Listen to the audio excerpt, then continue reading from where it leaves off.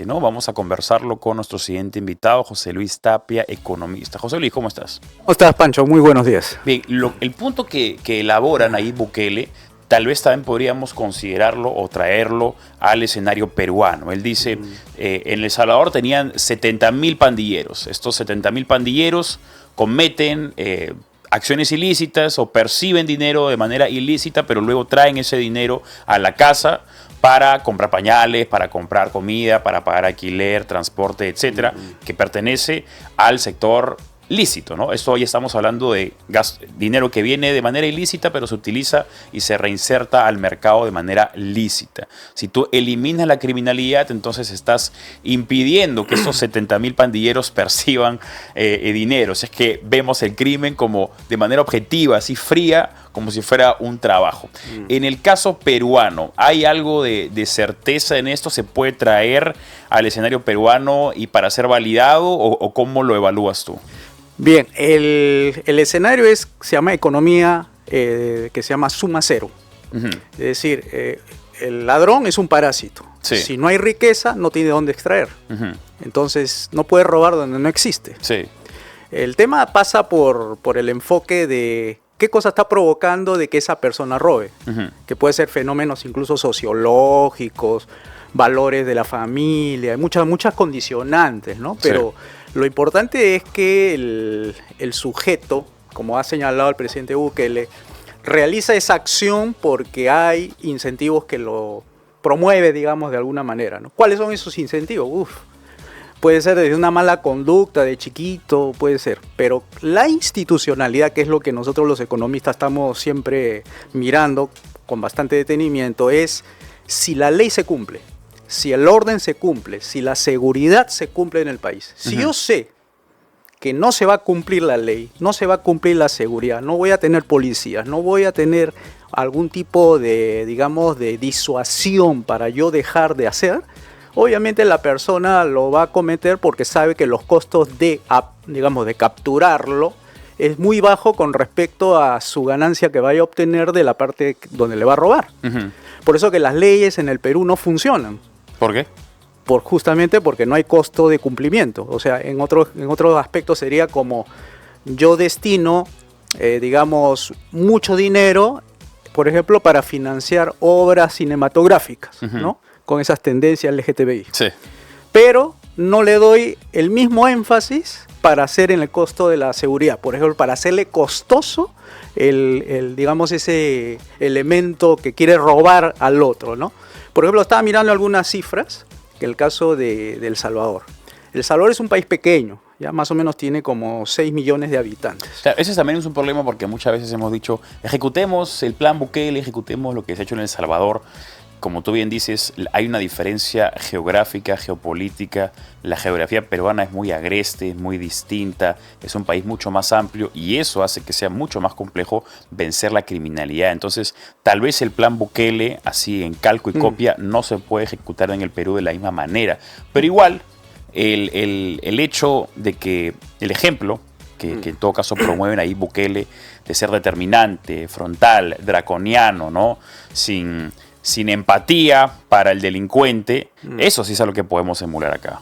No, digamos, la policía sabe dónde están los focos de criminalidad, pero como hay una decisión política detrás, priorizan seguramente las cuestiones de cultura, agricultura y dejan de lado la seguridad. Cuando ya le explota en la cara el tema de la inseguridad, recién se ponen a buscar a ver cuál es la solución. En el caso de El Salvador, por ejemplo, gasta 9.000 millones de dólares en seguridad para un país de 6 millones de personas. Y nosotros gastamos la mitad de lo que gasta El Salvador con 5 veces más población de lo que tenemos. O sea, ¿te das cuenta la prioridad que le damos aquí al tema de la seguridad? Claro. O sea, eso revela mucho de por qué hay un descontrol de la criminalidad en este momento. Entonces, el tema es político, pasa por, de nuevo, no es un tema exclusivamente económico, sino el tema es político. ¿Por qué? Porque están poniendo cosas por delante que no debería poner. Por ejemplo, eso que acabo de mencionar, el tema de la cultura, cuando debería estar priorizado primero el tema de la seguridad. Es terrible, ¿no? Porque si no hay seguridad, todo lo demás queda suspendido. Si no hay seguridad, los propios negocios no pueden funcionar con tranquilidad. Acá nomás Había una bodega antes, cuando yo trabajaba en otro espacio, pero que quedaba cerca, iba a esa bodega siempre. Y de pronto la bodega dejó de estar. Y fui a preguntar y me dijeron los vecinos, no, extorsión, tuvieron que cerrar. Conversando yo con la presidente de la Asociación de Bodegueros de Lima, o del Perú, si mal no recuerdo, perdón, me comentó que son 550.000 bodegas a nivel nacional y 8 de cada 10 sufren extorsión. Estamos hablando de bodegueros, no estamos hablando de empresarios mineros, no, estamos hablando de bodegueros a quienes obviamente muchos de ellos son microempresarios, que son negocios autosostenibles, pero que no es que tienen los grandes lucros, los grandes caudales de utilidades como para estar pensando justamente en tener que pagar estos cupos, ¿no? Entonces ya la extorsión se ha alejado de los más millonarios y ha llegado a los más vulnerables. Así es. Y mientras la seguridad no sea solucionada, todo lo demás, sobre todo el aspecto económico, va a quedar en un segundo plano. Por ejemplo, hay costos que asumimos todos los privados, que se llama el costo de la inseguridad. Hay dos tipos de costos, ¿no? El del privado y el del Estado. El del privado es más o menos algo así como 1.5% con respecto al PBI. ¿Cuánto es lo que gastamos los privados? Es más o menos 20.000 millones de soles en prevención del delito, cámaras, guachimán ahí en la puerta, alarmas, cualquier medida de seguridad, eso se pasa como un costo. Son 30.000 millones, viene a ser como la séptima parte del PBI. O sea, lo divides en 7 partes, una de esas es costo de la seguridad. Mira, ese 1.5 del privado, si se hubiera empleado esos 20.000 millones en otras actividades y no para la seguridad, ¿cuántos empleos hubiese dado el sector privado para que esas personas que estaban con la tentación de robar dejen de teniendo pues la inversión privada, justamente porque se va 30.000 millones en costo de seguridad? Ahora, para hablar de números, que es tu fuerte, para así como para sufrir un poquito más, ¿no? Tú hablabas de 9.000 millones era lo que gastaba El Salvador. 9.000 millones de dólares. 9.000 millones de dólares que se gasta al año en Salvador, en presupuesto de seguridad El Salvador. ¿Cuánto ha gastado el Estado peruano en mantener Petroperú? En total el gasto ha sido 20.000 millones de soles. 20.000 millones de soles. 20.000 millones de ¿En cuánto soles. tiempo? Eso ha sido desde el 2010 a la fecha. Bien. Igual, ese dinero puede haber sido todo dedicado a lucha contra la criminalidad. Exactamente. Entonces, ahorita nomás que le han dado 960 millones de pérdidas al Estado, imagínense que viene a ser el pérdida para todos nosotros. Claro. Eso es pues algo inaceptable, ¿no? Desde un punto de vista moral, que se estén llevando el dinero así, porque le dan realmente el gusto, ¿no? Al sindicato, porque el sindicato pues puso al presidente de Petroperú. O sea, él viene de las canteras de Petroperú, el señor Narváez.